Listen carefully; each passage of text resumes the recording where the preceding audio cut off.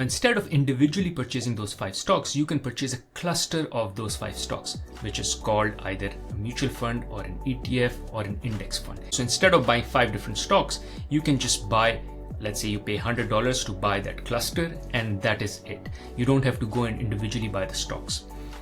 Now, this helps in diversification. That's the best thing about these 3 investment vehicles, that instead of buying just one single stock, you buy a cluster, which is, instead of finding that needle in the haystack which will really do well, what you try to do is you just buy the haystack. And historically, the haystack has been increasing in value. The stock market has been increasing in value, and it is very difficult for you to exactly know which company will work. For instance, there was a time when GE was one of the most favorite companies. Enron was one of the most favorite companies, and they went down. Enron collapsed. GE has stopped performing the kind of way it was performing before. Apple, no one knew Apple before. No one knew Google like 30 years ago. And suddenly now they are the top market making companies in the stock market. So since it is very difficult for you to exactly know which stock to pick, especially because this is not your day job.